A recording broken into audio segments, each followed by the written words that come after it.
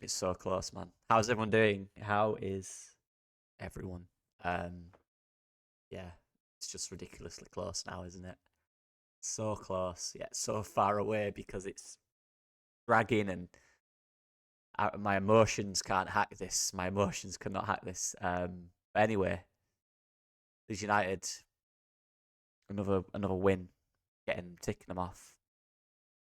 We'll talk about the performance as we go on, as we usually do, but they look good as well. We don't look nervous. We don't look like a team that's up against it. It's almost like we've got over that initial real kind of emotional state, you know, with the Middlesbrough game and the Preston game.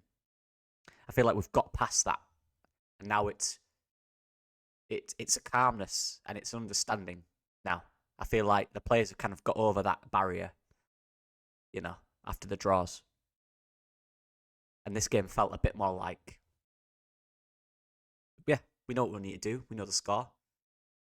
Yeah, but we'll get into it. But we'll start with the goalkeeper really quick. And honestly, like, did he have a save? He had one save to make. Decent save.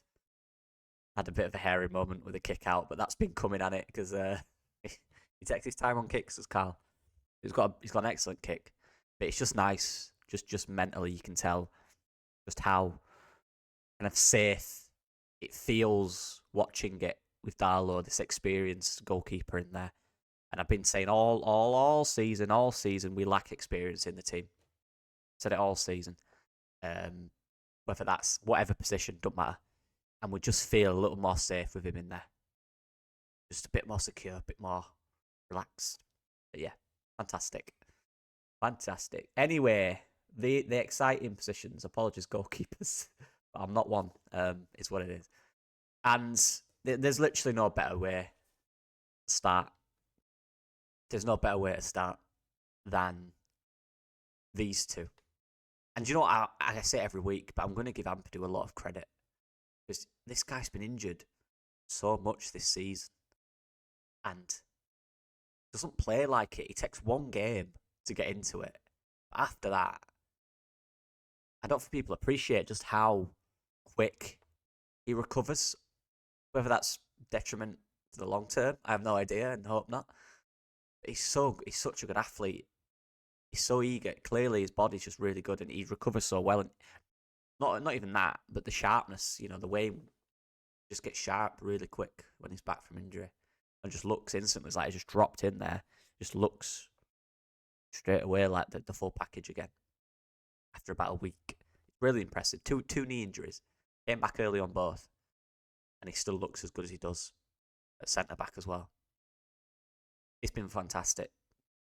Joe Rodon, I mean, honestly, that was one of the best individual performances I've seen this season. And one thing I asked for a few weeks ago before we got into this winning run, the main thing I needed from these players was exactly what Joe Rodon is showing. Joe Rodon is playing like a player that, one, understands his ability as a footballer, but two, understands what he's playing for, understands the weight of the shirt, understands the prize, understands the belief that he should have, support he's got, what it means. I said this last week. He is playing like one of us. If one of us was really good at football, like he needs it. He wants this. You can tell he wants to play in the Premier League with Leeds United. You know, he really does. And he's balancing excellent playing, like actual what he's doing on the game, his headers, his aggressiveness, his recovery runs, his late tackles, his blocks, all that stuff. But he's marrying that with the passion side of the game, um, and that's the side of the game that the fans love as well. That's the side of the game that will give you a cheer from the crowd, and he's embracing the energy, he's embracing the job, he's embracing, you know, what he has to do in that Leeds shirt. And everyone is, to an extent. But he's doing it so well. He just looks so desperate for this. And I can't ask any more from a centre back. I just can't. And together, they look immense. You know, I do believe in most situations, Ampadu is a CDM. The situation where he's not, it's the situation we're in. He's a better centre-back in the situation we're in. Because, one, he's next to Joe Rodon. And with it being Welsh, I have no idea. The Welsh connection, I don't know. But for whatever reason, them two together is fantastic. It's so good at dealing with problems. They're both quite quick. They're probably both not the strongest, but they're both quite quick. So at times they can kind of allow players to run at them, knowing that they can kind of let them knock it past them and they've got that little bit of speed to make the tackle, as opposed to being ultra aggressive. Like Strauch, who doesn't have the pace, but he's very good at being aggressive. But I just think the balance they have and the understanding, I said this the other week, when I used to play with my best mates, you wouldn't really need to speak to each other. You understood exactly where each other were all times. I don't know their relationship off the pitch, but I'm assuming by what I've seen that it must be good. They must have a lot of understanding of each other, how each other play, because it's colossal for us right now. It's colossal, and they're both, as a captain, Ampadu, and as a centre back for Leeds United, Joe Rodon is doing exactly what we need, and they both are. So fair play to them. Fair play to them, honestly. Fullbacks, start with Junior. Yeah, and again, and this is the thing with mine, 6.5 ain't a bad score. It's not a bad score at all. It's above average. And he played above average. I think that's fair. You know, he's got his own standards as well. And he was good. He weren't bad. But I just think one or two passes were a bit wayward, more often than usual. Still did the usual thing, still attacked, still made good runs forward, still kind of stretched the game, found little spaces behind their fullbacks.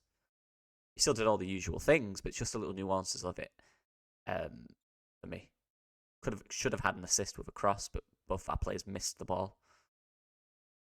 But yeah, it's just a little. Some decisions for me weren't quite peak Verpa. And then Jayden Bogle on the other side is fast and has been for months, putting himself in the player of the season contenders with the other two or three that are definitely in there. I don't think there's any denying that. He's just, again, like Rodon, is a player that's, you could tell when he first came, and this is normal, and living up to that expectation of the crowd, making silly mistakes. But now he's just matured into that role. And I think he gets it now. And he has done for a long time, to be fair. And most of the season, he's really comfortable in that role. I think this is the thing at Leeds. Maybe there's this kind of, I don't know, this could be completely wrong, but maybe there's this narrative from players that because of our culture and most people, you know, in the ground like a strong, tough, hard fullback, stuff like that. Maybe there's this narrative overall that they can't be expressive, they can't attack, but actually, we love that. I think Bielsa changes that for us, the understanding of we want our fullbacks to go forward and attack, and ask Luke Ayling, you know. Whereas before that, I think we liked solid, big, solid fullback. But he's relishing the role and he looks so composed. His decision making is excellent. There was a dynamic with him and Nonto that I'm going to speak about in a minute, which I think affected Nonto a little bit. But as a player and doing his job, again, outstanding for me. We're blessed with fantastic fullbacks. I keep saying this. They are ridiculous. Yeah, centre mid.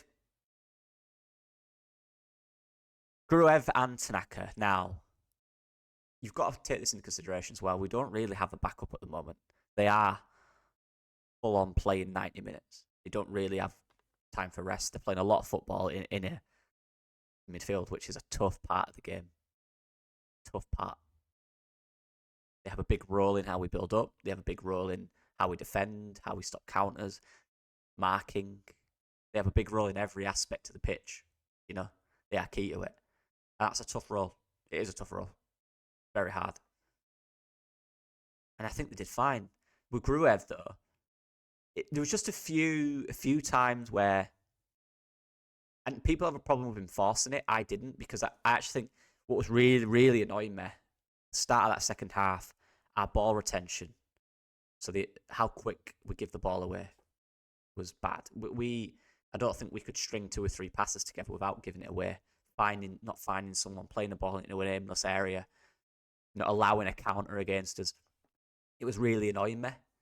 So what Gruev did, and he was part of that, he was playing some of the balls that weren't quite working.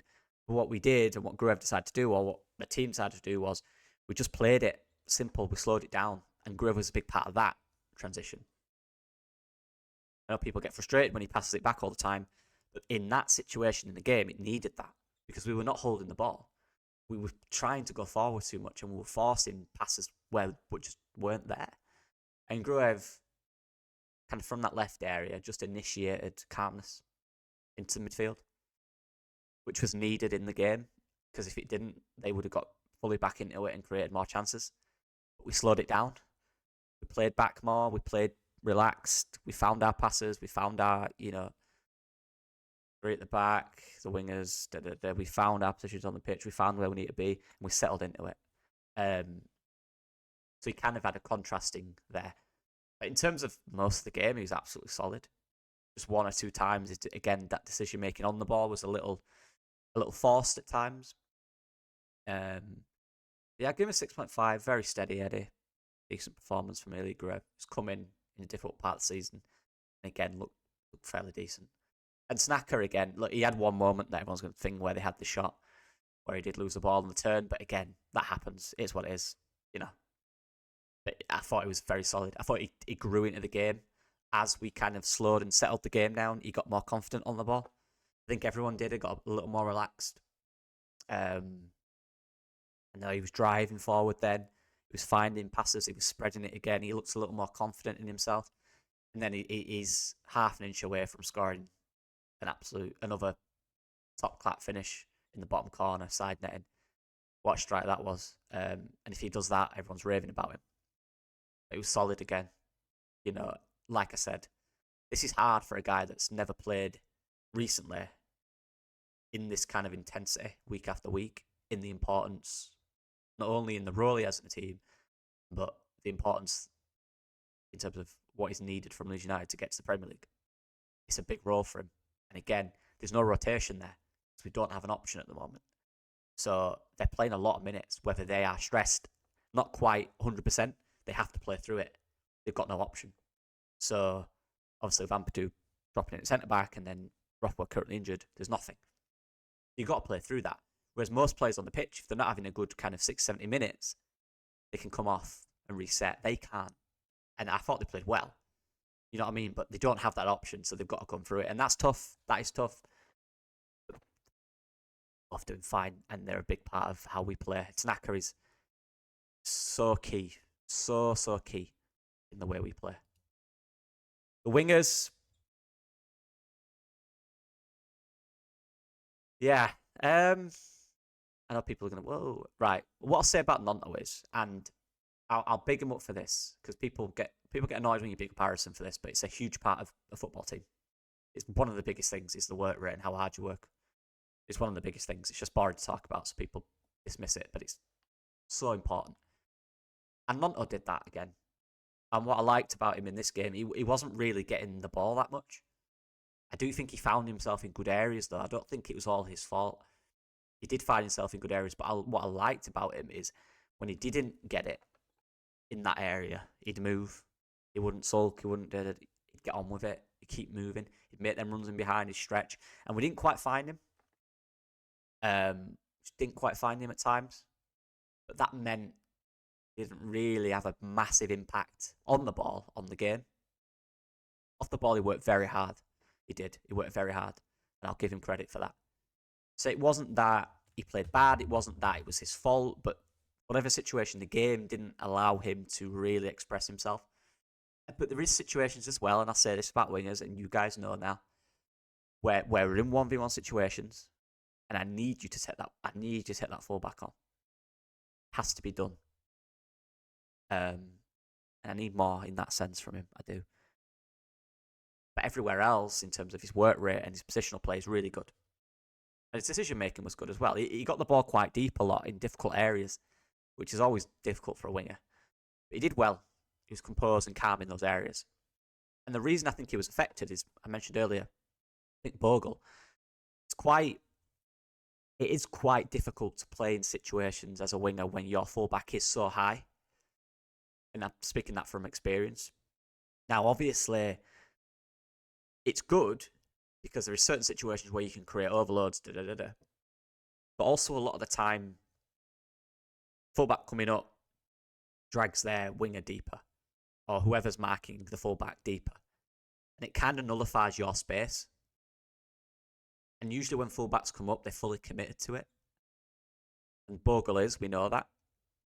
So the only real option for you as a winger is, when the fullback's already high, is can you create a combination with the fullback? But that's hard to do. You're not always going to get off that because they know the opposition know that's what you're going to try. And I think that's kind of what happened with Nonto in this game. And that's why Farke in his system, that's why the wingers, that's why Buendia, for example, would sit narrower when Aarons would bomb up. That's usually what happened. But Buendia was more comfortable centrally. So that's why that kind of worked. And then Stiepermann, who they had in the 10, was more comfortable as an attacker. So he'd vacate that space in the 10 and Buendia would sit into it. And everything worked perfectly. But the way we play, obviously, Aronson isn't comfortable as a striker, right? And Nonto isn't quite comfortable as a 10.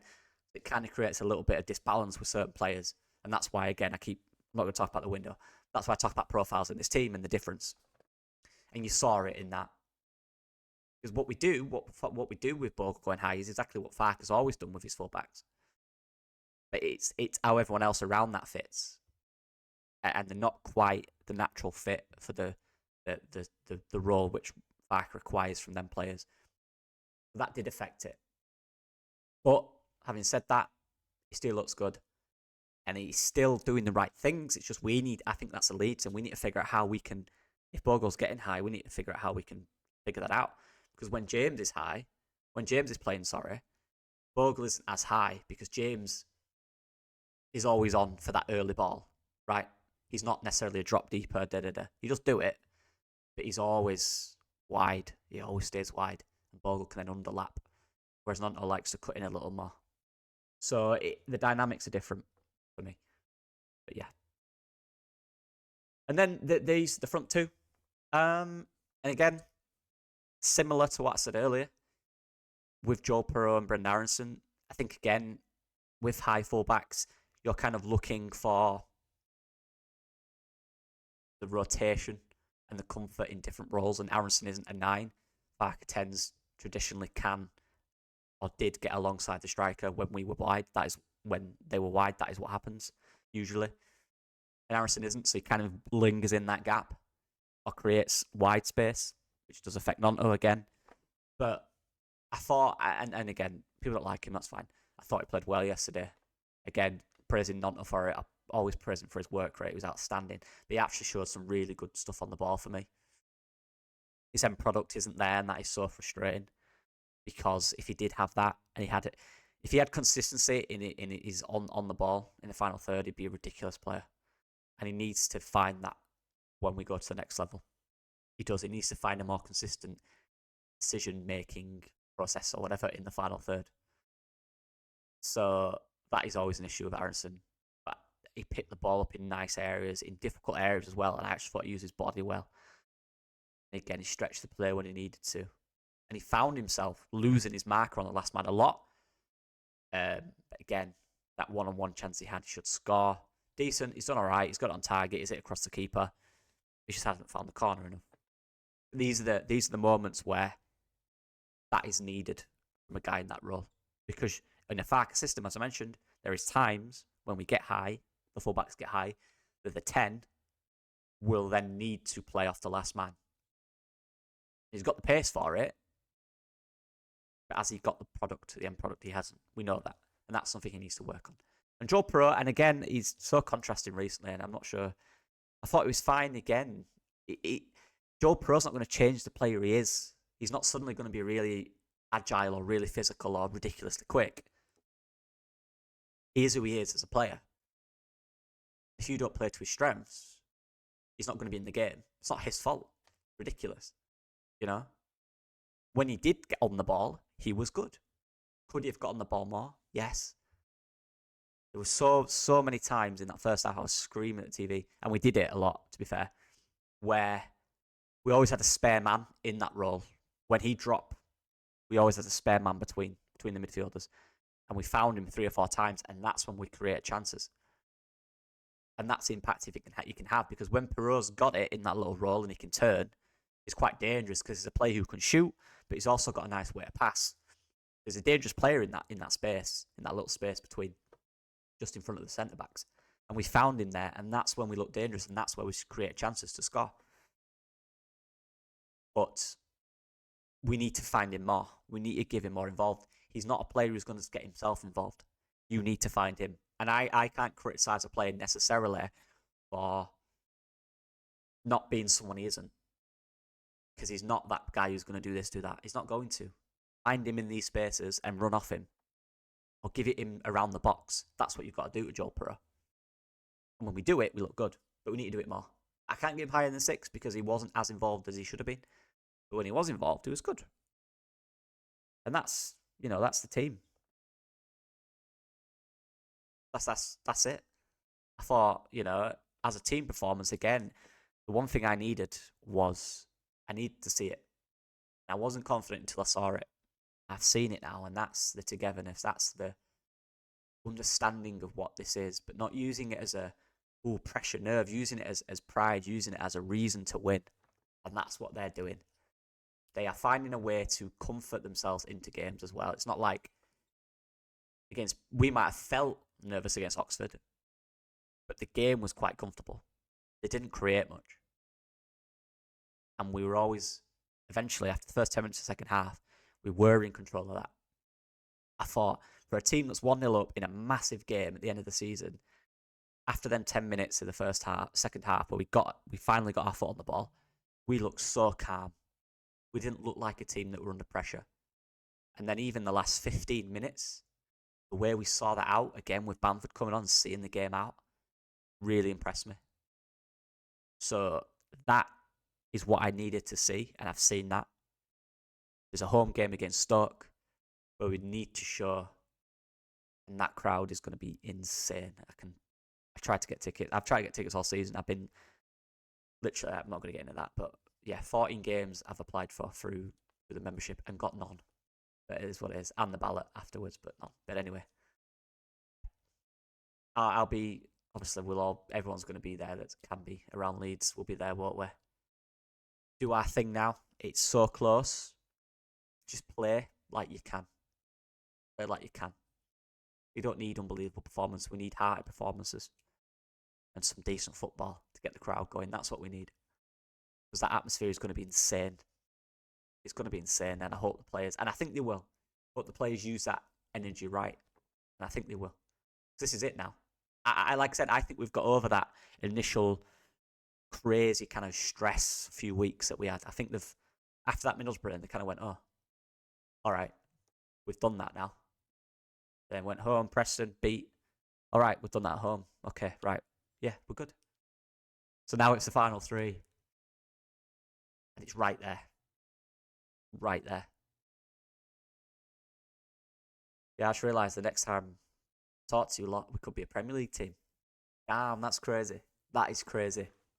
That is. Big up everyone all season. We're nearly there. I will go through the comments today of the last videos, I promise. I've been busy this week, but I've got a day off today, so I'll be going through it. Legends, everyone here. Hey, it's almost there, people. Big up everyone. Genuinely, the support is. I know there's a lot of negativity around online and everything these days, but comments, even the ones that disagree respectfully, are good. Everyone's really nice. Everyone's a legend. And thank you for all your support. Mm-hmm. Bye-bye. Hopefully next time I speak to you. Hopefully.